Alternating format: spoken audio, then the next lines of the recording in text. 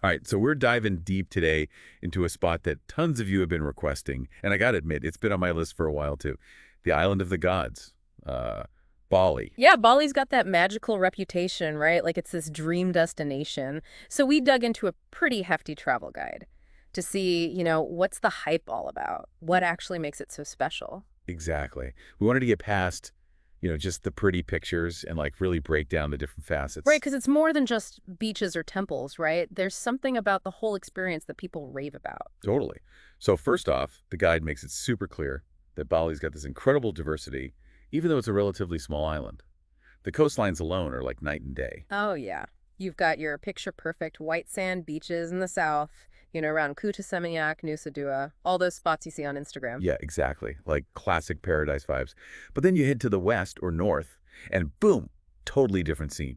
Black, volcanic sand beaches, like dramatic cliffs and rugged coastlines. It's wild how that volcanic activity, shapes so much of the landscape and even the vibe of different areas. And it's not just the beaches. Like Yikes. the interior of the island is so lush and green thanks to that rich volcanic soil. Those iconic rice paddies, right? Like Tagalalang and Jataui, the ones Yeah. that are all over postcards and travel blogs. Yes.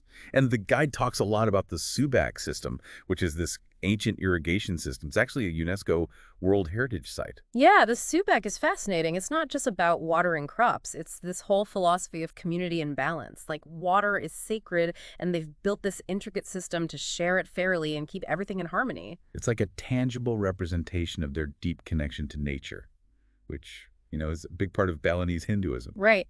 And speaking of nature, we can't forget about the volcanoes. Oh my gosh, yes. Mount Batur and Mount Agung. They're stunning. Agung is considered sacred, right? And Batur is actually active, so you can hike up to the crater. I've seen pictures of the sunrise treks people do up Mount Batur. It looks insane. Seriously. And then you have these serene lakes like Lake Bratan with that beautiful temple on the water. The Ulundanu Baratan Temple. Yeah, it's super picturesque. Plus, waterfalls everywhere. Git, Sikumpul Tiganingan. Like you're constantly surrounded by natural beauty. All right, so we've got these stunning beaches, lush landscapes, volcanoes, waterfalls. What else? Well, Bali's cultural heritage is huge, right? It's the heart and soul of the island. And the guide really dives into that. It's predominantly Hindu, which sets it apart from the rest of Indonesia. Yeah, and we're talking about thousands of temples. Like it's literally known as the Island of 1,000 temples. That's not an exaggeration. Yeah. And it's not just the temples themselves. It's the daily rituals, the ceremonies, the offerings, the whole way of life that's woven into Balinese Hinduism. It's all about balance and harmony, right? Like keeping the gods happy, respecting nature, living in community. It's not just for tourists, it's their everyday life. And that comes through in their art, too. Like the Kikak and Barong dances are supposed to be mesmerizing. Yeah. And the craftsmanship, like the wood carvings, the paintings, the textiles, it's incredible. The guide mentions opportunities to actually learn some of these traditional crafts. Like you can take cooking classes or learn how to make offerings. It's pretty cool. That would be amazing to get that hands-on experience. Yeah. And another thing that really stood out was the hospitality of the Balinese people. Mhm. Like everyone says they're so warm and welcoming. Yeah, the guide emphasizes that a lot. Like it's a key part of what makes the Bali experience so special. You feel genuinely welcomed and taken care of. So it's like this perfect blend of natural beauty, spiritual depth, and genuine human connection. And then on top of that, you've got all the activities and experiences. Right. It's not just about relaxing on the beach or visiting temples. Like Bali has something for everyone. Like for those who want to pamper themselves, there are tons of luxurious spas and wellness centers. Oh yeah, the spa treatments are supposed to be amazing, like using traditional Balinese techniques and ingredients. And if you're into art and shopping, the art markets in Ubud and Seminyak are a must-see. Like vibrant colors, unique crafts. You could spend hours there. And let's not forget about the surfing Bali. Bali is a world-renowned surf destination. For real. The guide lists so many breaks, like Kutakungu, Uluwatu, Padang Padang, something for every level, from beginners to pros. But it's not all chill vibes, right? If you're an adrenaline junkie, Bali's got you covered. Definitely. You can go whitewater rafting, hike up volcanoes for sunrise views, go scuba diving and snorkeling around Nusa Penida, even try those crazy Bali swings over the jungle. And for those seeking inner peace, there are tons of yoga retreats and wellness centers, especially in Ubud and Canggu. It's like a haven for yogis. And speaking of havens, Bali is also super popular for honeymoons. Makes sense, right? Romantic villas, sunset cruises, couples, spa treatments, it's all there. The guide even calls out the demand for private villas, Like, people want that secluded, luxurious experience. Okay, so we've covered the activities, the vibes, but where do you actually stay in Bali? Because the accommodation options are pretty Oh, vast. yeah. The guide breaks it down by budget, which is super helpful. Right. So for luxury travelers, Seminyak, Nusa Dua, Ubud, Uluwatu, those are your hotspots. Five-star resorts, beachfront properties, private villas with infinity pools, the works. Yeah, those places are all about like high-end luxury and stunning views. But don't worry, if you're on a tighter budget, there are still tons of great options. Especially in Ubud, Seminyak, and Canggu, you can find really nice mid-range hotels and guest houses that offer comfort and local charm without breaking the bank. Right, and for the ultimate budget-friendly experience, Canggu and Ubud have a bunch of hostels that are super social and perfect for meeting other travelers. So no matter your budget, you can find a place to stay that fits your style.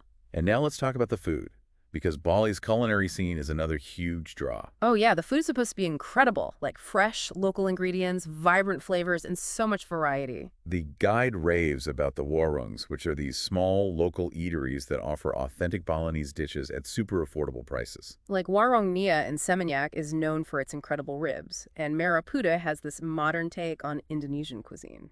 And in Ubud Oka is a legendary spot for babi guling, which is like their roast suckling pig. Plus, you have to try dishes like nasi goreng, sate gado-gado, bebek betutu. So many delicious options. And if you're craving something international, Seminyak and Canggu have a ton of restaurants serving everything from Mexican to Italian to Mediterranean. Bali really caters to everyone's taste buds. And it's not just about the food itself, it's the whole dining experience. Like the guide mentions beachfront restaurants, rooftop bars, even underwater dining. Yeah, dining with a view is a big thing in Bali. Like, imagine sipping cocktails as the sun sets over the ocean. So romantic.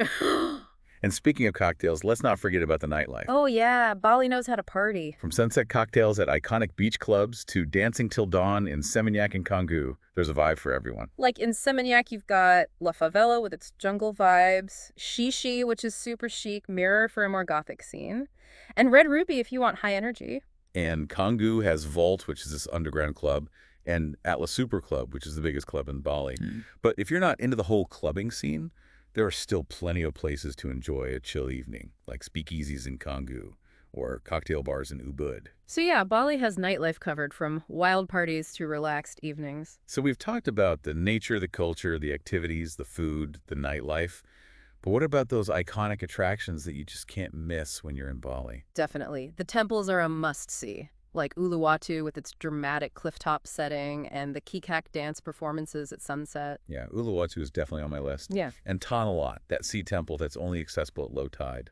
And Ulundanu Baratan, the serene lake temple we talked about earlier. The guide also mentions Tirta Empul with its holy springs where people go for purification rituals. And Basaki, the mother temple, which is the largest and holiest temple in Bali. Plus Goa Gaja, the elephant cave with its ancient carvings, and Lempuyang with its iconic gates of heaven framing Mount Agung. Those Instagram-worthy shots, right?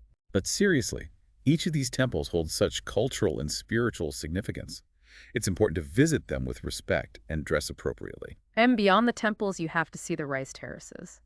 Like Tagalalong and Jatilui are breathtaking. The guide actually recommends going early in the morning to beat the crowds and get the best light for photos. Good tip.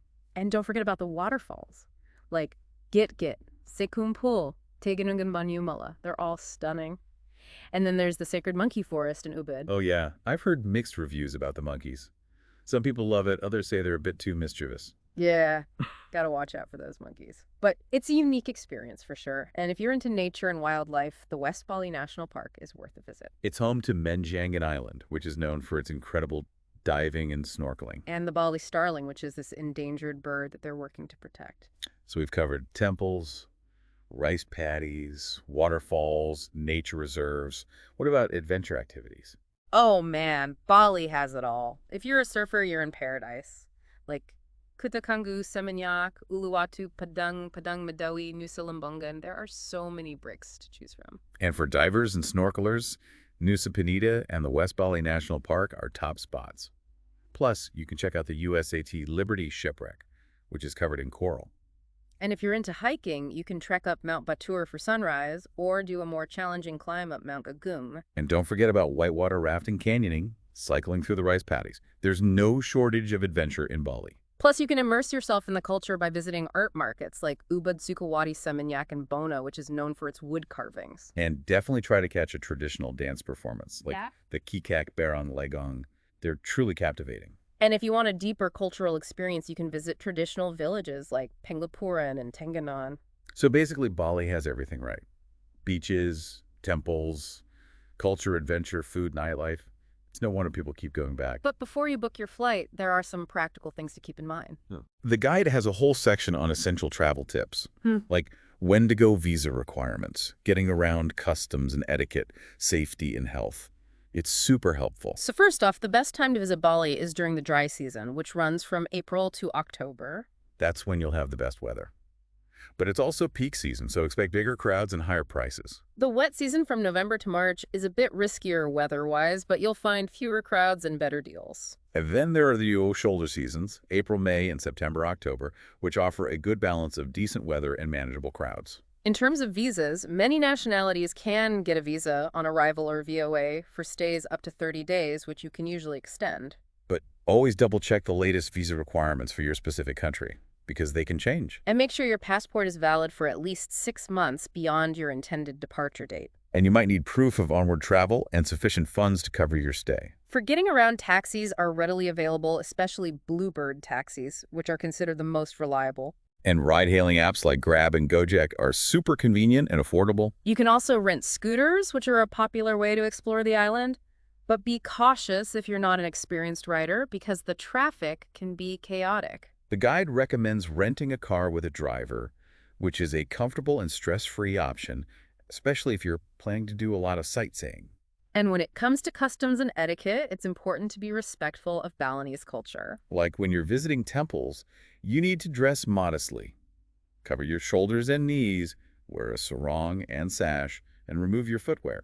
And women who are menstruating are not allowed to enter temples. It's also important to use your right hand for giving and receiving things. Avoid pointing with your finger and don't touch people's heads. And be mindful of the Kanang Sari offerings, which are those little baskets of flowers and incense that you see everywhere. They're offerings to the gods, so don't step on them or disturb them. In terms of safety, Bali is generally a safe place, but petty crime like bag snatching can happen, so be aware of your surroundings. And be cautious about drink spiking, which unfortunately has been reported in some areas. Always use reputable transportation and watch your drinks. And drink bottled or filtered water, use plenty of sunscreen and insect repellent, and be cautious around stray animals, especially monkeys. And if you're renting a scooter, always wear a helmet, be aware of the traffic, and never drink and drive. And stay informed about volcanic activity, especially if you're planning to hike Mount Agung.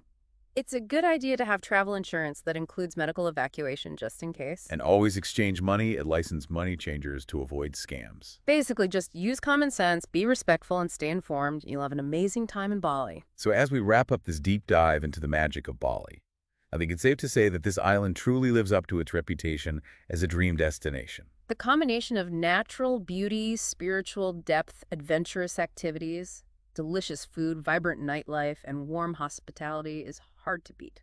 And the Balinese philosophy of balance and harmony is something we can all learn from. Absolutely, like finding that balance between exploring and relaxing, indulging and being mindful, connecting with nature, and immersing ourselves in culture. It's a reminder that travel isn't just about seeing new places. It's about expanding our perspectives and bringing back those lessons to enrich our own lives. So as you plan your next trip or even just daydream about faraway places, consider what aspects of Bali's multifaceted appeal resonate most with you. What speaks to your soul? What kind of balance are you seeking? And how can you incorporate those elements into your own life?